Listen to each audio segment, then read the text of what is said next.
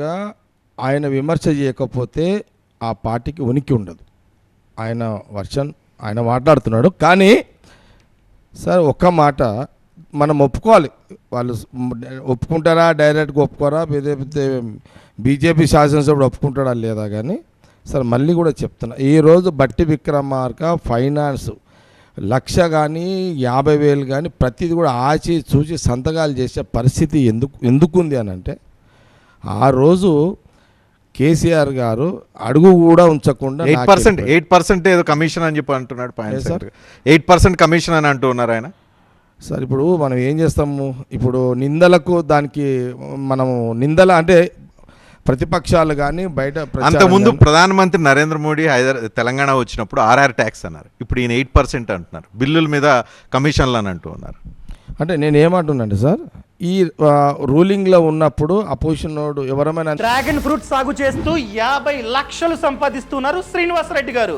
మీరు వారి నుండి నేర్చుకోవాలా? అయితే ఫ్రీడమ్ యాప్ని డౌన్లోడ్ చేసుకోండి. అంతే సార్, వాళ్ళు రూలింగ్లు ఉన్నప్పుడు కొన్ని నిజాలు, కొన్ని అబద్ధాలా నిజాలా కానీ ప్రతిపక్షంగా కొన్ని వాళ్ళు మాట్లాడతాం, మేము ప్రతిపక్షంలో కూడా మాట్లాడతాం.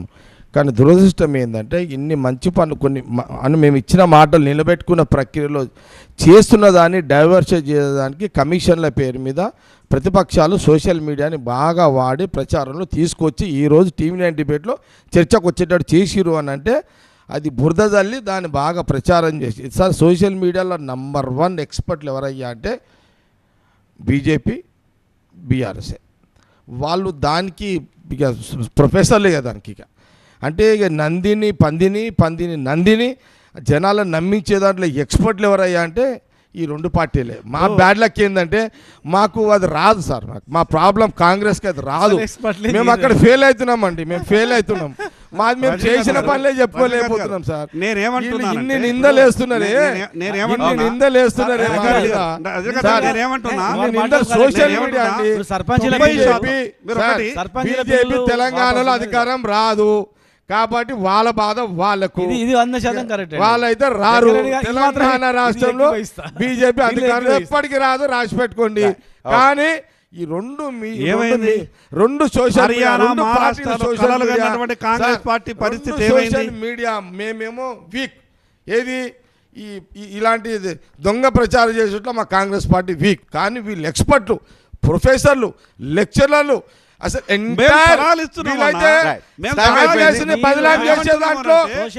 నంబర్ 1 ఎక్స్పర్ట్లు. మీరు చేస్తామన్న పనులు చేయండి అని చెప్తున్నాం. ఆర్థిక వ్యవస్థని గాడిలో పెట్టండి అని చెప్తున్నాం.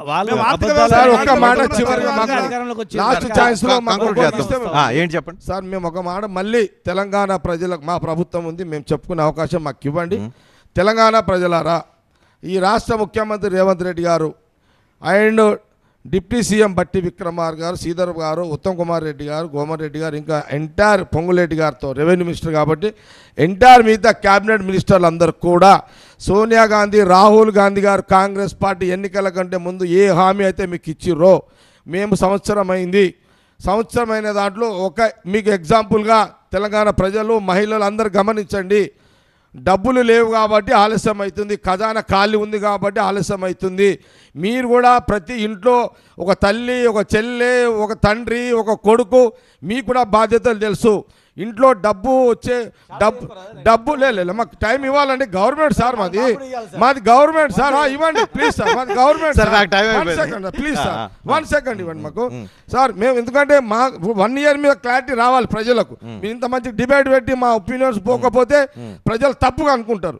కాబట్టి జగ్గారెడ్డి మాట్లాడుతున్నాడు అంటే వాస్తవాలు చెప్తాడని ఒక తెలంగాణ ప్రజలు ఒక నమ్మకం ఉన్నది. ఎప్పుడైతే ఇప్పిస్తారో అప్పుడు జగ్గారెడ్డి తప్పకుండా సార్. నేను రేవంత్ రెడ్డి గారి మీద పూర్తి విశ్వాసంతో చెప్తున్నా, రాహుల్ గాంధీ గారు తెలంగాణ కంటే సార్ తులం బంగారం ఖచ్చితంగా అమలు అయితే తొందరగా అవుతుంది సార్. తర్వాత 2,500 మహిళలకు అవుతుంది సార్. ఇవి అవుతాయి సార్. మేము ఇచ్చిన 6 పథకాలు తొందరగా నెల, 2 నెలలు, 3 నెలలు, 4 నెలలు, 5, 6 నెలల్లో అన్ని అమలయ్యేటట్టు చేసి కాదు. తెలంగాణ తల్లి మెడలో బంగారమే వేయలేదు మీరు. ఇక్కడ ఇంకా ఆడపడుచులకు బంగారం ఆడిస్తారు. చెప్పాలా సార్? దీని మీద చెప్పాలా? మహిళ దీని మీద అడుగుతా, దీని మీద చెప్తా. సార్ బతుకమ్మని తీసినా చెప్పండి సార్ కుడికాలు ఎడమకాలు ఎందుకు పెట్టిందని చెప్పండి బతుకమ్మని తీసినా చెప్పండి. బంగారం అనేది సార్ మహిళలకు బంగారం ఇష్టం సార్. పండుగకో పబ్బకో బంగారం వేసుకుంటారు, రోజు బంగారం వేసుకొని పోరు సార్. టైం అయిపోయింది.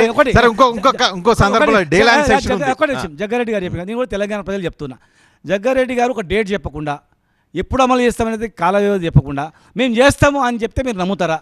ప్రజలు ఆలోచన చేయండి. ఒకవేళ వీళ్ళు డేట్ చెప్పని చెప్పి ఇప్పటికైనా కూడా ఒక్కొక్క స్కీము ఈ రోజు లోపల చెప్పండి, దాన్ని కూడా మేము ఆలోచన చేస్తాం. ఏం డేట్ చెప్పండి చెప్పండి. కొన్ని నెలలు. Okay, thank you very much. కొన్ని నెలల్లో ఇంప్లిమెంట్ చేస్తామని అంటున్నారు. కొన్ని నెలలు అనేది చాలా త్వరగా అయిపోతుంది. సంవత్సరం ఆగిన వాళ్ళు కొన్ని నెలలు ఆగుతారని ఎక్స్పెక్ట్ చేస్తున్నాం.